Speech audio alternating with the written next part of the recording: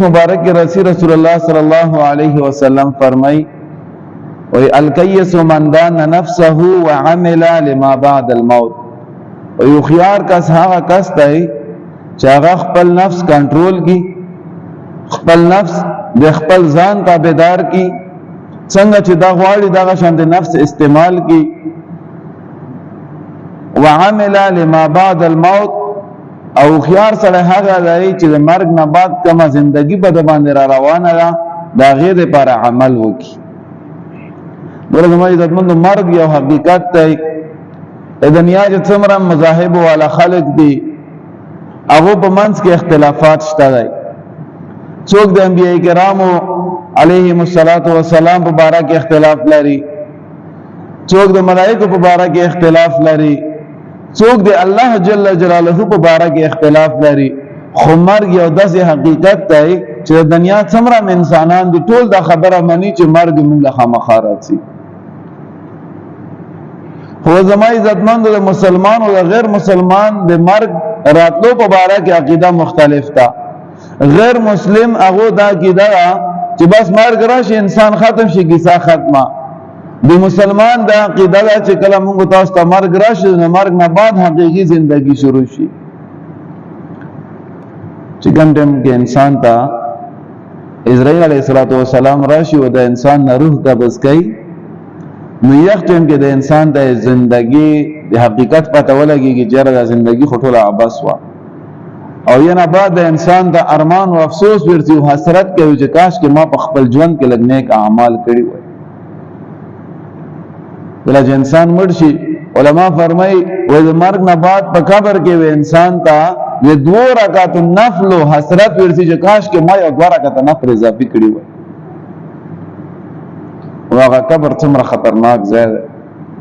حضرت عثمان رضی الله تعالی عنہ بارک راځي چې کله وی په قبرستان باندې تیرې دلو شول او قبر وی ولیدلو نو ډېر زیات جړاوي وکړه، دومره جړاوي وکړه چې د اوخ کو وجه نه وی ګیره لاندا شول، دومره ډېر به وجاړل.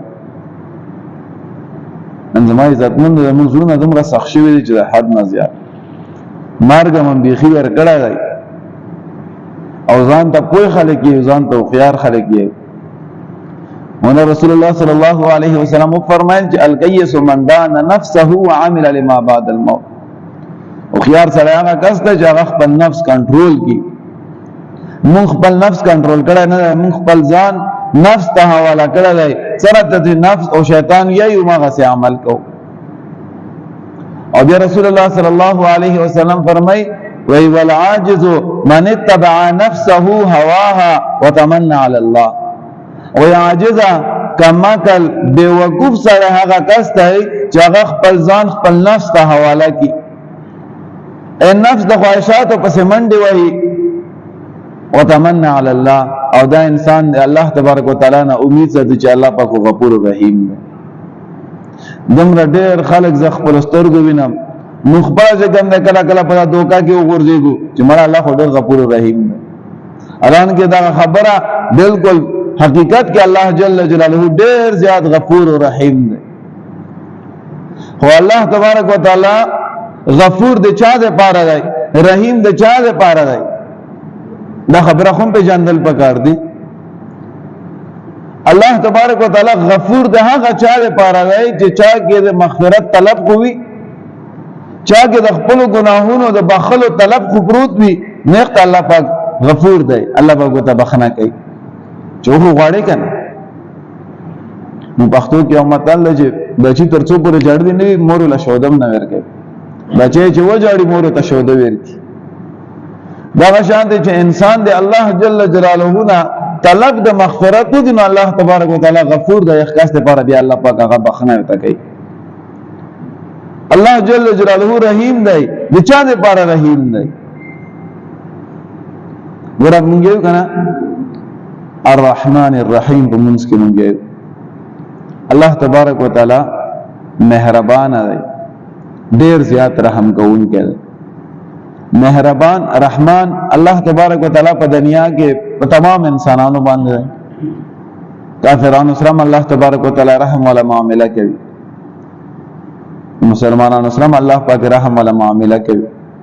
او رحیم د قیامت په ورځ باندې الله جل جلاله ول صفات و رحیم وي د رحمان ول صفات الله تبارک وتعالى د نیاس را دی